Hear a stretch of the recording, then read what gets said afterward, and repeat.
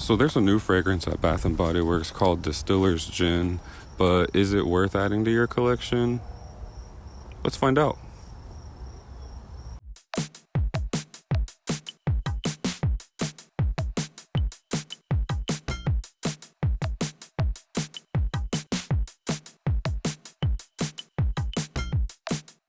So today we're talking about a new fragrance from Bath& Body Works called Distillers Gin. I believe it just came out this year in the fall. Don't remember hearing about this fragrance before, and it's a part of the Men's Shop collection. According to the website, it says that this fragrance smells like your go-to herbaceous and refreshing cocktail sipped at happy hour. The fragrance notes are juniper berry, smooth gin, and a splash of citrus. And that's pretty self-explanatory.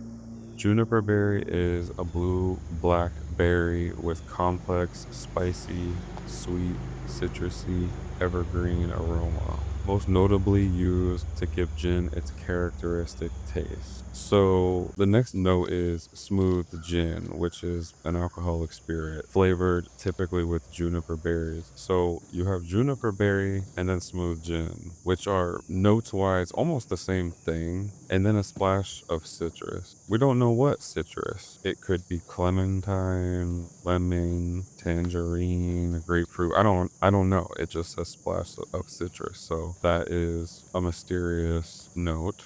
But either way, when I first spray this fragrance, it definitely is aquatic, musky, freshy. I can see why they're calling it a gin fragrance, because initially when you do spray it with the alcohol and the heavy juniper, it kind of does smell like a gin drink, and it's really nice. The opening definitely is liquor-like.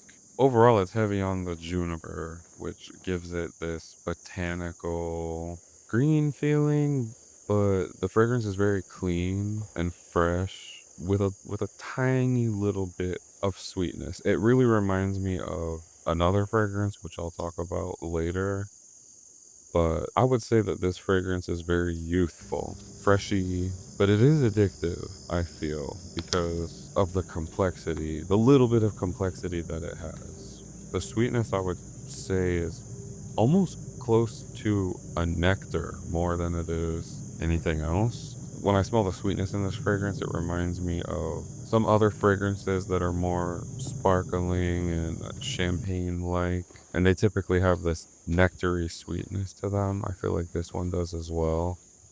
Not so much of a amber, but a honey-like nectar. It's also at the same time kind of soapy, but that sits very softly in the back of the fragrance. Occasions and versatility.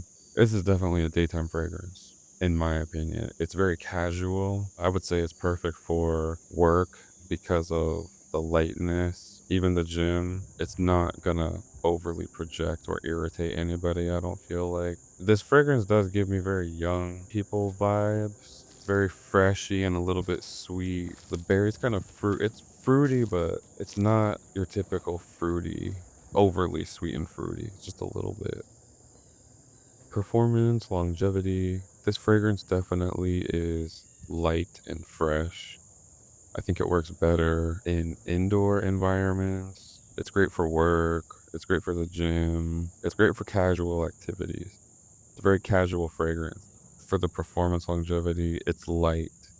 On my skin with the lotion, you're really only gonna get a few hours. If you spray the cologne onto your clothes, you'll definitely get at least 4 to 6 hours. Definitely. But beyond that, I mean, it doesn't really stick around too much. The next day, you're not really going to smell it too strongly on your clothes. The bottle design and atomizer, definitely nice for Bath and Body. This is one of their newer bottles. It's a square shape. It's very easy to hold.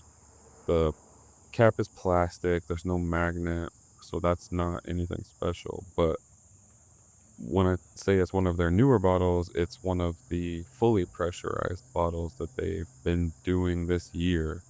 Now, they just started doing that this year, maybe the end of last year, but the bottle is fully pressurized, so it's a very nice spray. It sprays on nicely and evenly. You can get nice longer strokes with a fully pressurized bottle. It's not so splattering and concentrated where you're spraying it. And I like that. I like the flexibility of the pressurized spray. For comparisons, oh, there's definitely comparisons.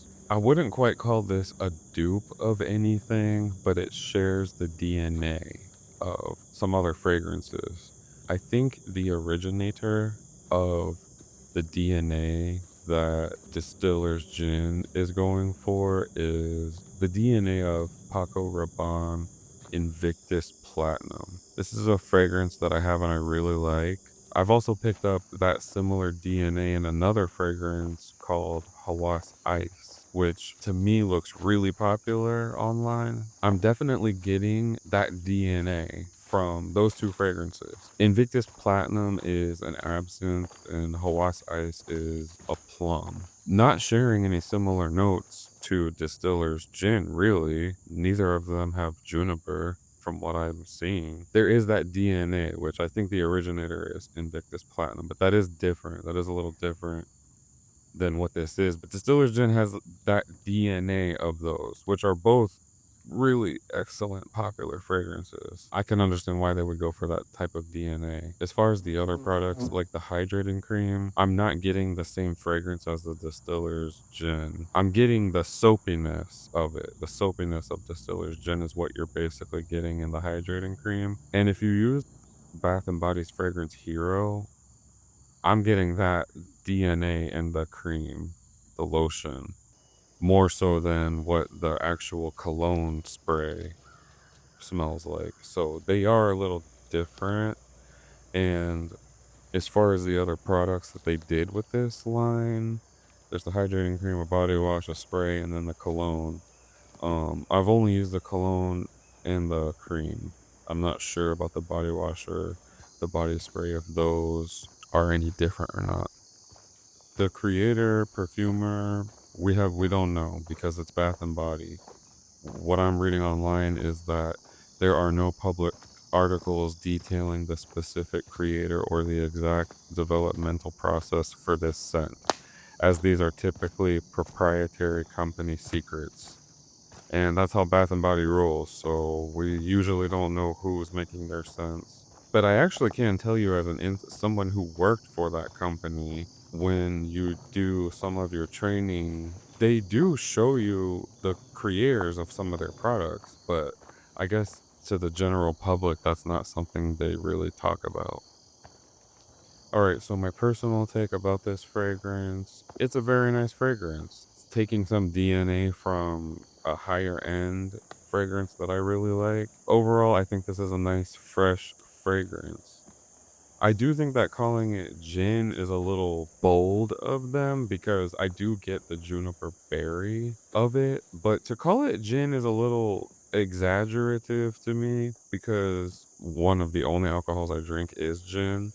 There's something missing in this fragrance, which to me is like the pine element. Whenever you typically drink gin or if you ever smell it, it almost has a pine element to it. And that's definitely missing in this fragrance. I feel like if they would have added that pine element to this and then called it the distiller's gin and all that, it would have really been a more unique and different scent for them. But as far as I'm concerned, this fragrance kind of gives me Hero. If you've ever used that, I think it was 2 years ago they did that. A very soapy scent. And I definitely get that soapy, but then like sweet juniper berry DNA with this fragrance. The price point is fair. I think it retails for about 59.95. And Bath and Body has really great sales on their colognes every now and then. You can get them for usually about $35 during one of the sales. So I'd say if you wait for one of the sales and pick this up, it's a great fragrance to have. Besides that, this video is over. If you guys want to tune in for next week, I'm going to be doing another Bath and Body review on some of their new whiskeys for men that I have and I'm going to be testing this week. And please look for my secondary YouTube where I'm doing more of a vlog style with all the atmospheric park footage that I do in these at Anything But Summer.